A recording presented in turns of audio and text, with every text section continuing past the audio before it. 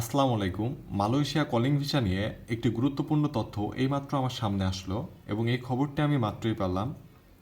তাই আমি ভাবলাম যে আপনাদের মাঝে অবশ্যই শেয়ার করা দরকার খবরটি। আসলে মালয়েশিয়া কলিং ভিসা কি আদৌ খুলবে?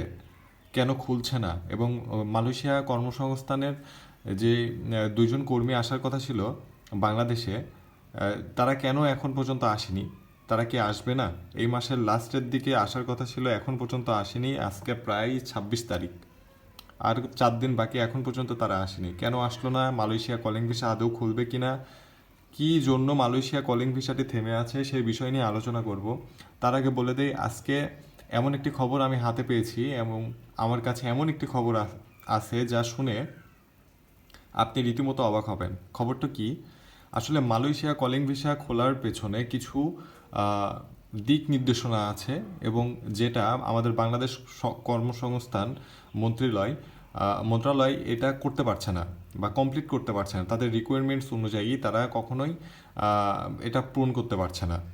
কেন পারছে না একটু সেটা বলে দেই। আসলে আমার মনে হয় না যে মালয়েশিয়া এত সহজে খুলবে। মালয়েশিয়া কলিং ভিসা কখনো এত সহজে খুলবে আমার মনে হয় না। এটা খুলতে খুলতে হয়তো বা এখনও 5-6 মাস কি 7 মাস এরও বেশিও লাগতে পারে।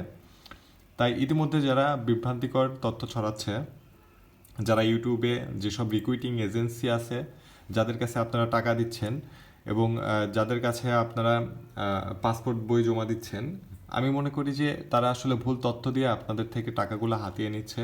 তাই আগে ভাগে কেউ টাকা এবং পাসপোর্ট বই কারোর কাছে দেবেন না।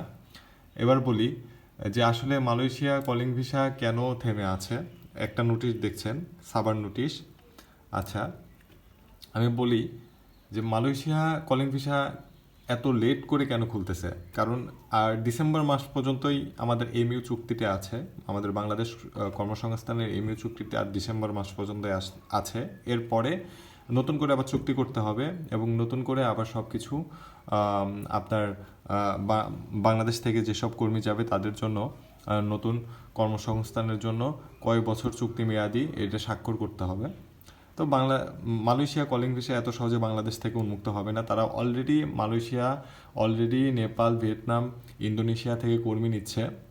সেই ক্ষেত্রে যদি আমরা অলরেডি লেট হয়ে গেছি, আর কিছুদিন আছে, আর কিছুদিনের মধ্যে মালয়েশিয়া দেখলাম 1 মাস সময় বৃদ্ধি করেছেন। এই 1 মাসের মধ্যে যদি কর্মসংস্থান না খুলে তাহলে আমরা কখনোই মালয়েশিয়া যেতে পারবো না।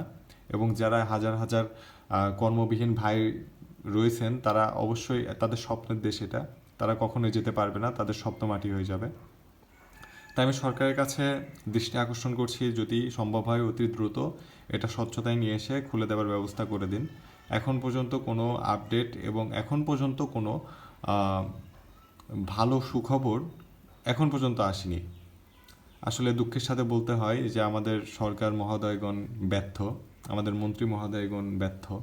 আসলে খুবই দুঃখ লাগে যে বাংলাদেশের সব দিক থেকে আসলে বাংলাদেশ পিছিয়ে। যাই হোক, আমি প্রত্যাশা করি এবং আশাবাদী যে এটা খুলবে, তবে সময় লাগবে। তো ভালো থাকবেন, দোয়া রইল। আসসালামু আলাইকুম।